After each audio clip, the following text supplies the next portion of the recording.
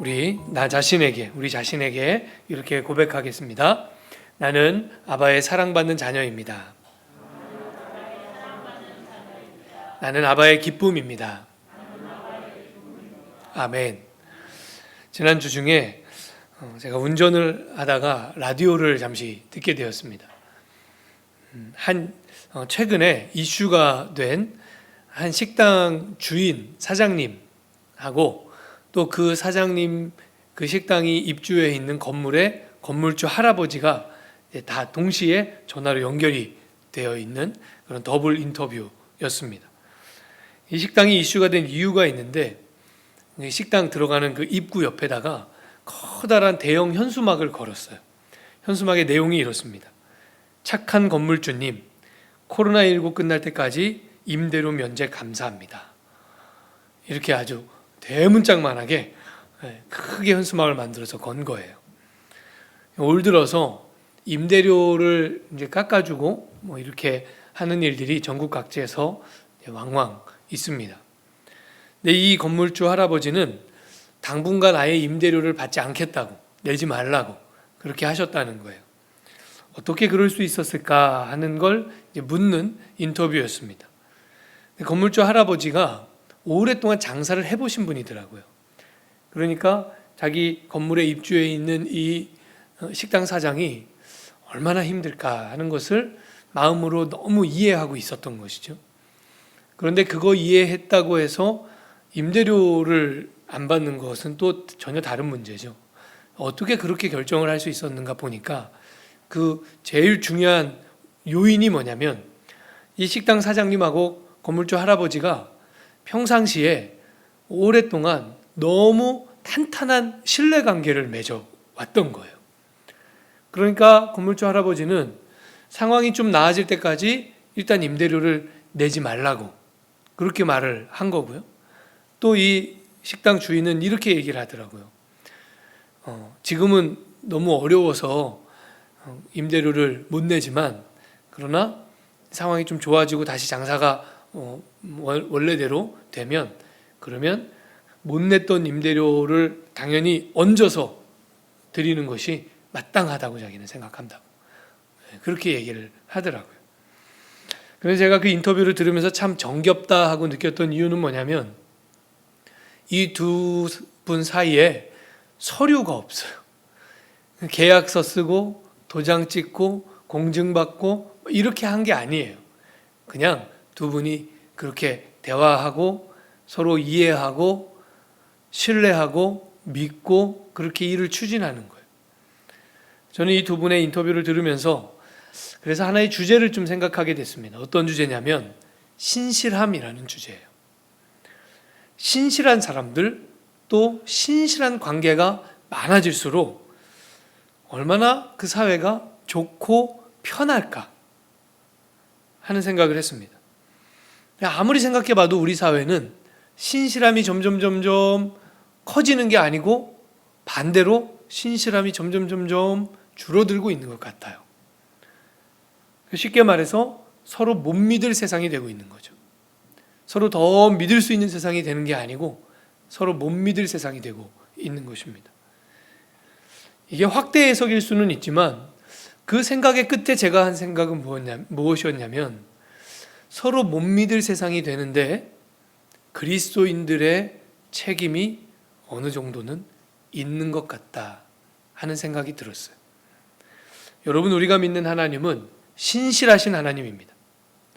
성경은 매우 많은 본문들을 통해서 하나님이 신실하시다고 하는 사실을 우리에게 증거하고 있습니다. 그러니까 우리는 그리스도인이란 하나님의 신실하심을 경험하면서 사는 사람들이죠. 우리는 하나님 앞에서 사실 신실하지 못할 때가 너무 많지 않습니까? 그럼에도 불구하고 우리를 향한 하나님은 어떠십니까?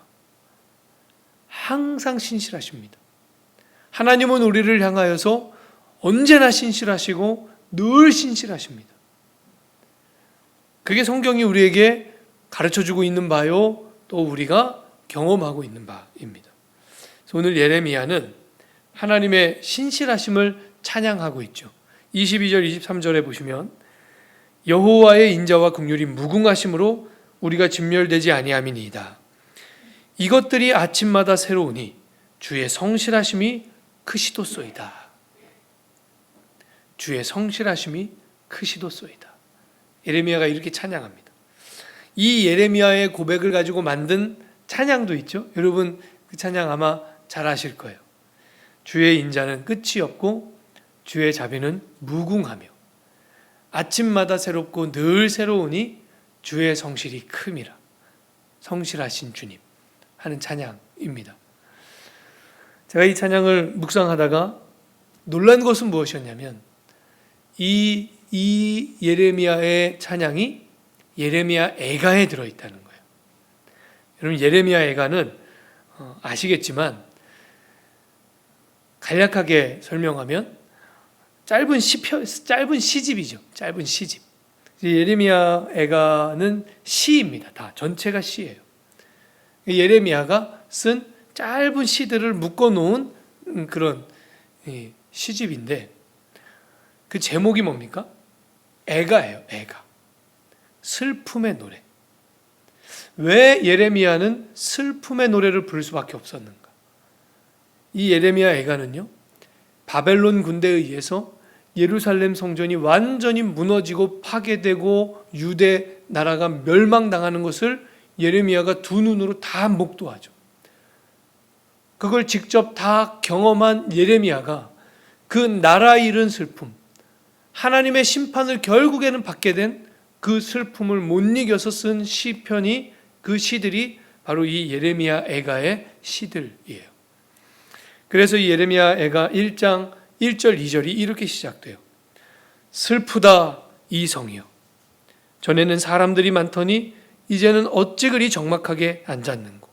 전에는 열국 중에 크던 자가 이제는 과부같이 되었고, 전에는 열방 중에 공주였던 자가 이제는 강제노동을 하는 자가 되었도다. 밤에는 슬피 우니 눈물이 뺨에 흐름이요. 사랑하던 자들 중에 그에게 위로하는 자가 없고 친구들도 다 배반하여 원수들이 되었도다.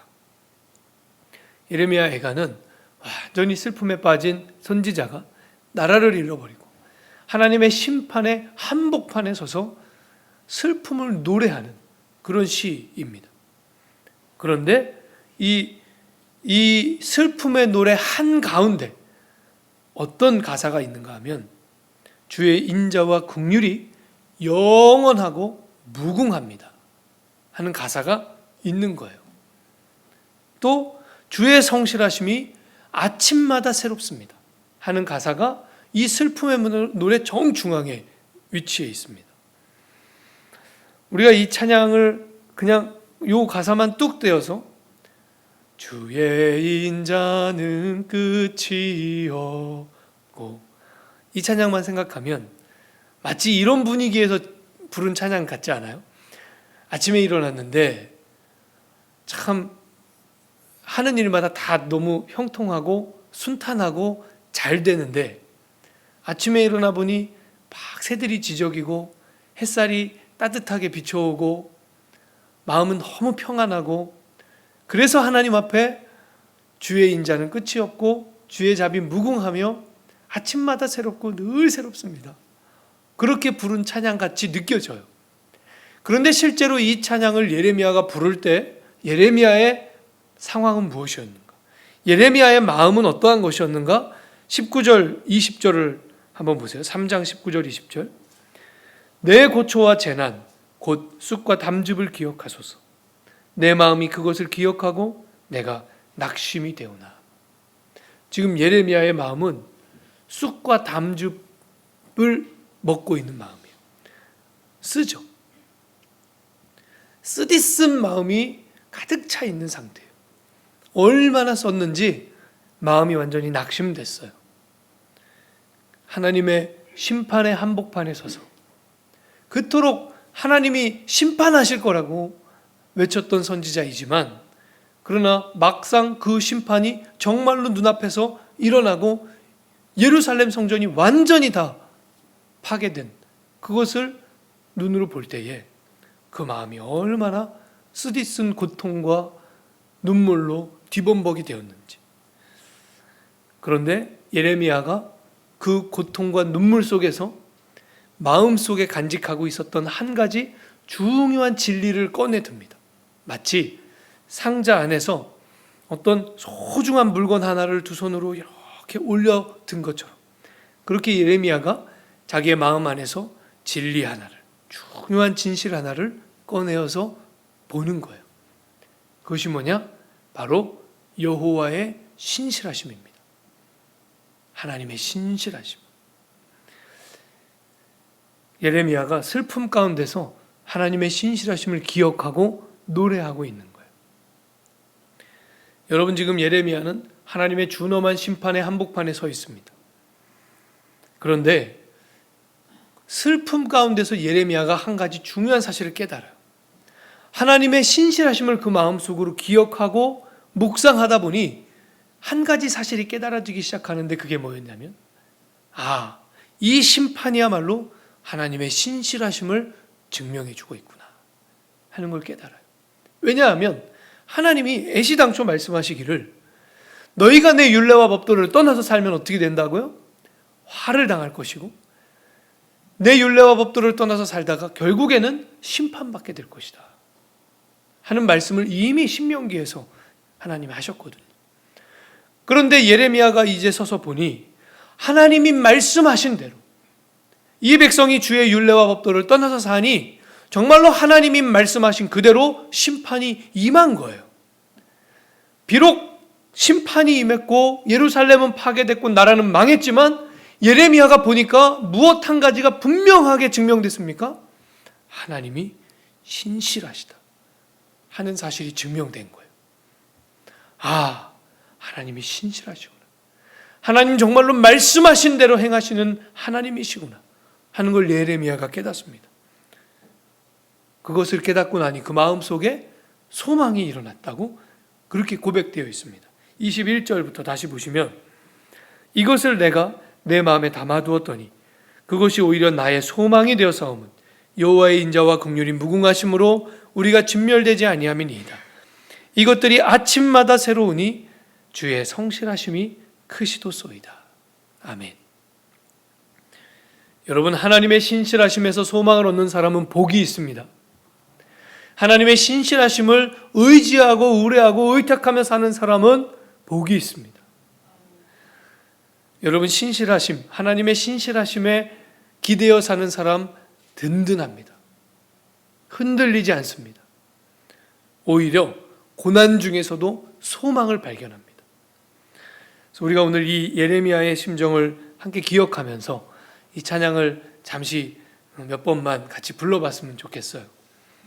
주의 인자는 끝이 없고 주의 자비는 무궁하며 아침마다 새롭고 늘 새로우니 주의 성실이 큼이라.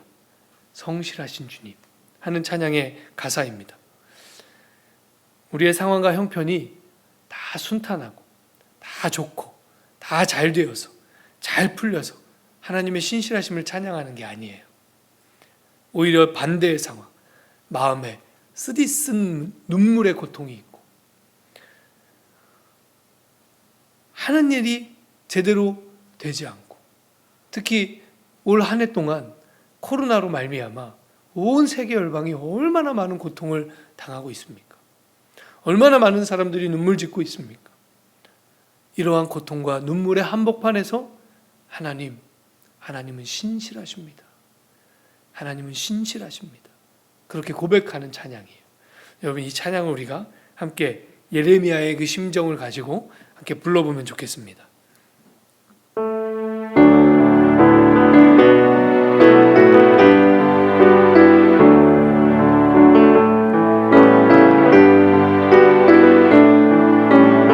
주의 인자는 끝이 없고 주의 인자는 끝이 없고 주의 자비는 무궁하며 아침마다 새롭고 늘 새로우니 주의 성실이 큼이라. 성실하신 주 주의 인자는 끝이 없고 주의 인자는 끝이 없고 그의 자비는 무궁하며 아침마다 새롭고 늘 새로우니 주의 성실이 큽니다. 성실하신 우리 다시 한번 찬양합시다. 주님 우리를 위로하여 주옵소서. 주의 인자는 끝이요 그의 자비는 무궁하며 아침마다 새롭고 늘 새로우니 주의 성실이 큽니다. 성실하신 주 아침마다 새롭고 늘 새로우니 마다 새롭고 늘 새로우니 주의 성실이 큽니다. 성실하신 주님.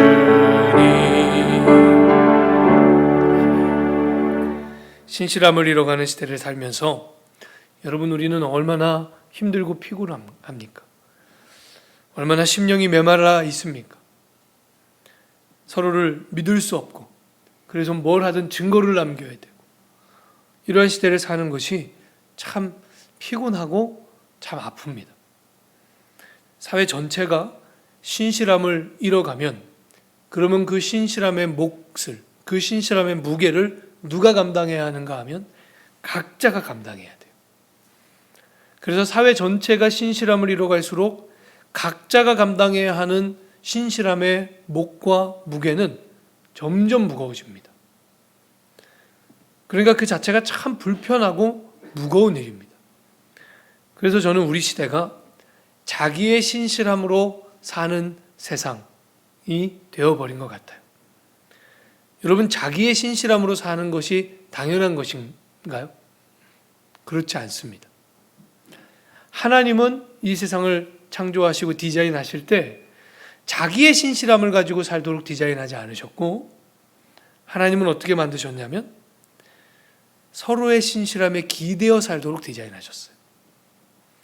내 신실함을 증명하고 그것을 가지고 분투하며 살도록 우리를 지으신 게 아니고 서로의 신실함에 기대어서 살도록, 그리고 궁극적으로는 모두가 하나님의 신실하심을 바라보고 의지하며 살도록, 그렇게 하나님은 세상을 창조하시고 만드셨습니다. 그런데 신실함을 다 점점 잃어가니까 서로의 신실함에 기대어 사는 세상이 아니라 각자의 신실함을 증명해내면서 살아야 되는 시대가 된 것입니다. 여러분, 하나님 나라는 서로의 신실함에 기대어 사는 세상입니다. 자기의 신실함으로 사는 세상에 많아지는 게 뭔지 아세요? 서류가 많아져요. 계약서 쓰고 도장 찍고 공증받고 이런 절차들이 복잡하고 많아집니다. 그러니까 법과 서류가 악하다고 말씀드리는 건 아니에요. 그것은 본질적으로 선한 것들이죠. 법, 서류 이런 것들은 본질적으로는 선한 것들이에요. 악한 것은 아니지만 그러나 피곤한 것은 맞죠. 서류가 많아질수록 사는 게 피곤합니다. 그러니까 자기의 신실함으로 사는 세상에 질병이 뭔지 아세요? 만성피로예요. 오늘날 우리 사는 모습을 좀 생각해 보십시오. 오늘날 세상 사람들이 사는 모습을 생각해 보십시오. 만성피로. 다 피곤에 짓눌려서 살잖아요. 도대체 뭐가 그렇게 피곤할까? 노동량은 과거에 비해서 분명히 줄고 있거든요. 그런데 우리는 과거보다 더 피곤해요. 이유가 뭘까요? 자기의 신실함으로 살아야 되기 때문에 그래요. 그렇다면 하나님이 만드신 바와 같이 서로의 신실함에 기대어 사는 세상은 어떨까요? 물론 그래도 서류는 필요한 부분이 있겠지만 지금보다 훨씬 덜 필요하게 될 겁니다. 그게 덜 필요하다는 얘기는 덜 피로하다는 얘기입니다. 피곤한 문제들이 많이 사라져요. 그죠? 서로를 신뢰하고 믿고 그렇게 일을 진행할 수 있죠. 그것이 하나님 나라의 특징이에요. 하나님이 다스리시는 세상, 하나님의 다스림을 받는 사람들의 세상은 그래서 피곤한 일이 점점 줍니다. 하나님의 신실하심을 경험하며 사는 사람들이 그래서 우리 시대에는 너무 필요해요.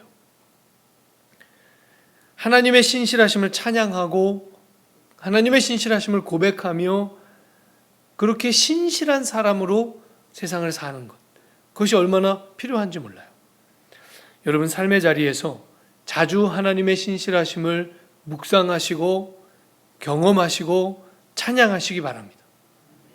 예레미야가 인생의 깊은 슬픔과 절망 속에서 하나님의 신실하심을 기억하고 경험하며 소망을 다시 붙잡은 것처럼 여러분 우리도 하나님의 신실하심 안에서 소망 얻기를 바랍니다.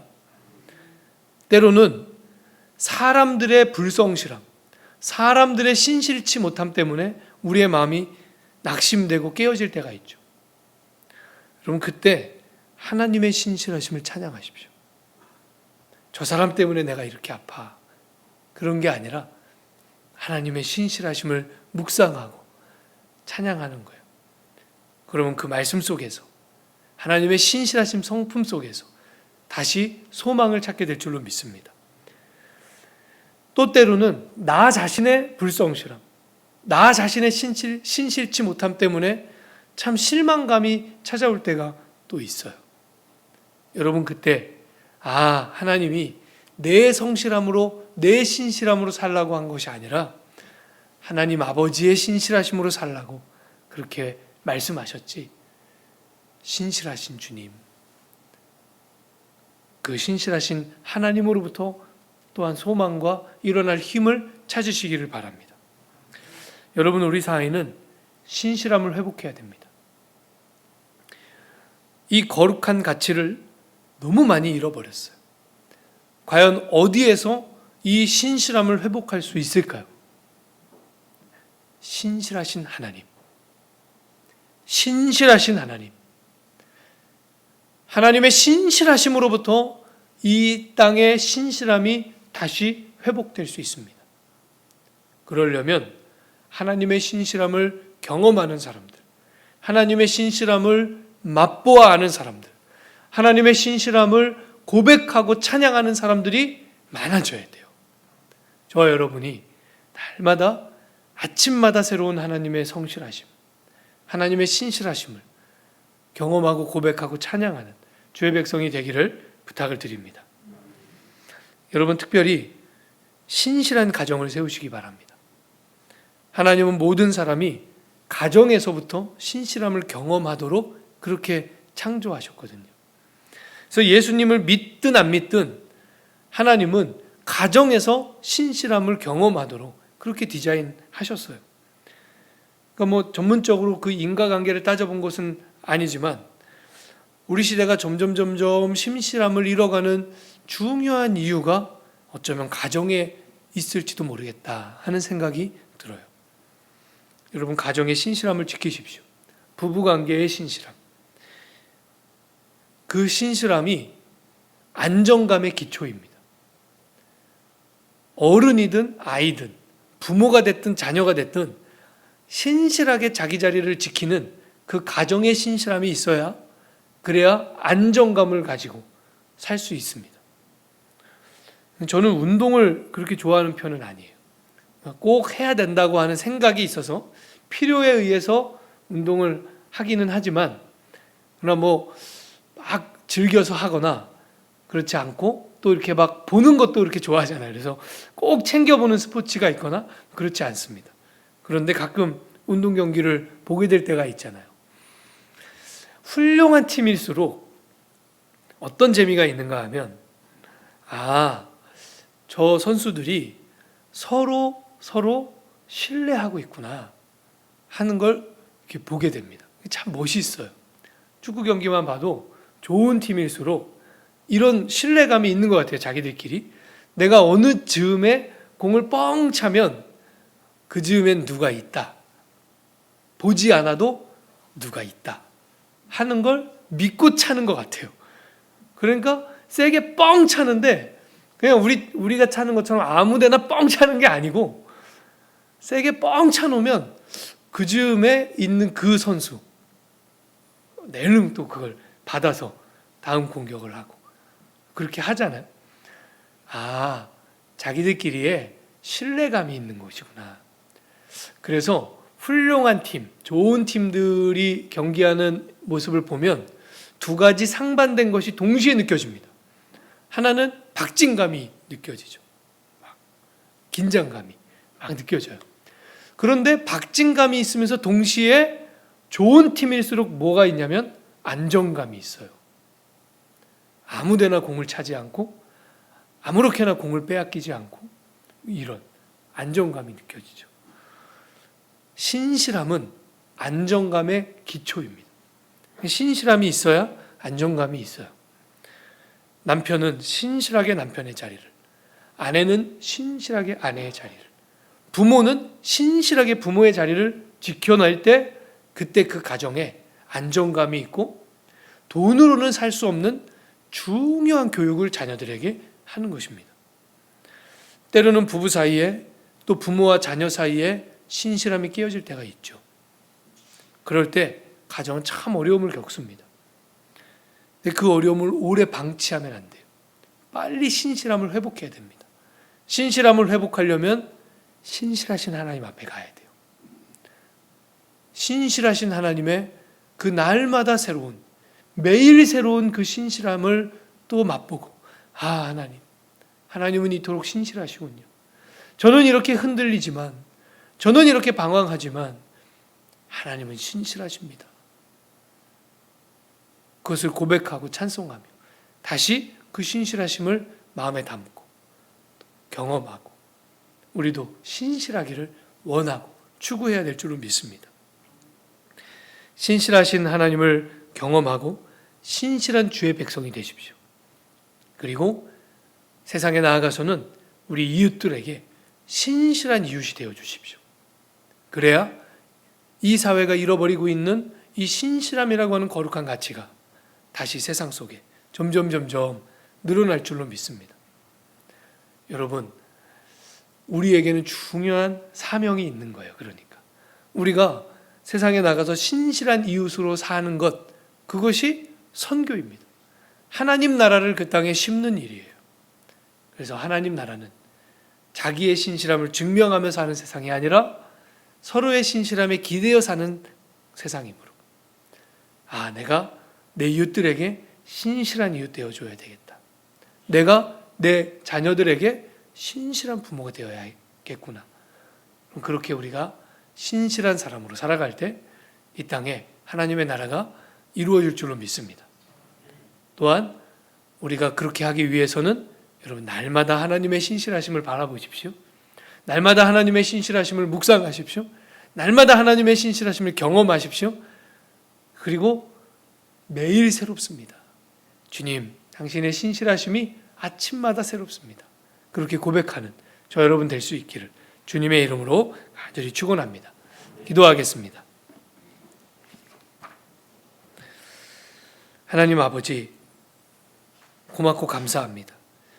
우리는 주님 앞에서 신실하지 못할 때가 많습니다. 세상에 나아가서는 신실함을 경험하지 못하고 살 때가 너무 많습니다. 정말 못 믿을 사람들이 너무 많습니다. 그런데 하나님 아버지의 신실하심을 기억합니다.